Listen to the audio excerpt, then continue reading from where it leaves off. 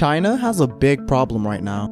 You believe in love? I don't believe in love. Do you have love in your life? I don't have love. Do you want to find love? I don't want to find love. Why not? Because I don't have money. Starting a family, 500 yuan was enough. 5,000 yuan was also okay.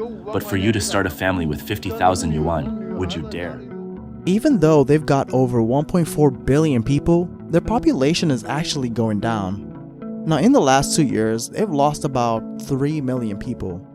Not enough babies are being born, and they've hit a record low of 6.77 births for every 1,000 people. And get this, some are saying by the year 2100, China's population could be as low as 525 million. That's in our lifetime. So back in 1980, China decided to do something about their booming population. They were worried that too many people would slow down the economy and use up too many resources.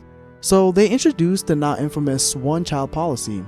This was a big deal, and it meant that families were only allowed to have just one kid. This wasn't totally out of the blue though. When China became the People's Republic in 1949, they started promoting birth control and family planning when they started realizing that their population was increasing. But it wasn't until after their leader Mao Zedong died in 1976 that they really started to take it seriously. By the late 1970s, China was closing in on 1 billion people, and the new leader, Deng Xiaoping, knew they had to slow things down. In 1978, they suggested that families should have no more than 2 babies. But really, one was best. By 1979, they were pushing for families to have only 1 kid. This rule wasn't applied evenly at first, but by 1980, they wanted it to be a nationwide thing. So on September 25th, 1980, the Chinese Communist Party sent out letters asking everyone to stick to this one-child policy. This is usually seen as the official start date of this infamous policy.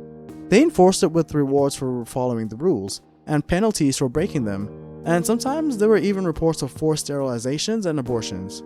This policy really changed Chinese society. There ended up being way more males than females because of a traditional preference for male heirs. This led to problems like not enough women to marry. Plus, the policy meant that there were fewer young people to look after the elderly, which China has an aging population. Some people might say that China is now dealing with the fallout of this policy, and others might argue that it was a necessary step for China to take. If they hadn't done it, China's population could have been 250 to as much as 300 million larger today. But it's worth noting that even before the one-child policy, education programs were already helping to reduce birth rates. So an interesting fact is, if the birth rate had stayed at 3 kids per woman and this policy not introduced, China's population could have hit 3 billion by the year 2060 and 4 billion by 2080. But these are just estimates, and the real numbers could have been far different. Fast forward to now, and China's population is still going down. The United Nations think that China's population will go from 1.4 billion in 2022 to less than 800 million by 2100. This is because of the low birth rates after the one-child policy, because couples just don't want to have kids anymore, even though they're now allowed to have 2. So is the one-child policy the only reason for China's decline? Well, it's not that simple.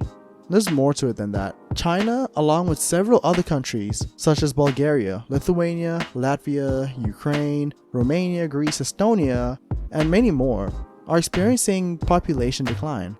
This trend is largely due to the financial challenges faced by these young adults living in these countries when considering starting a family. Do you know why us millennials aren't dating or getting married? Are we anxious about love or marriage? No, it's money we're worried about. Now let's talk about money. In China, it's pretty expensive to live there, especially for young adults.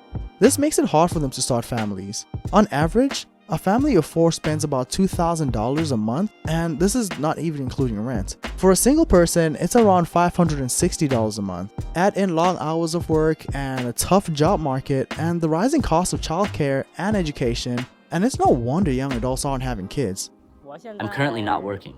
I'm a full-time grandson. I take care of my nearly 90-year-old grandparents at home.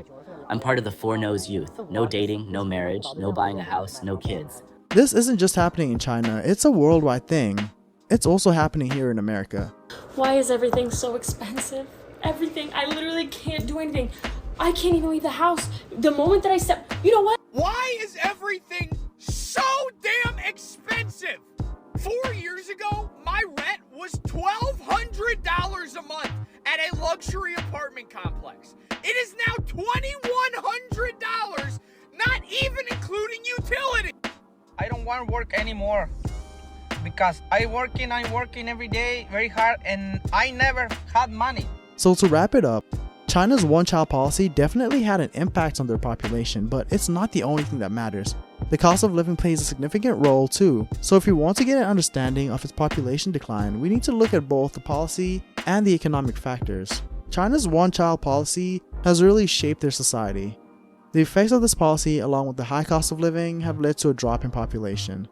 And this is a big challenge for China's future. As China deals with these issues, it's a reminder of how much a policy can affect society, and the effect that the leaders we so choose have on our nations. Till next time.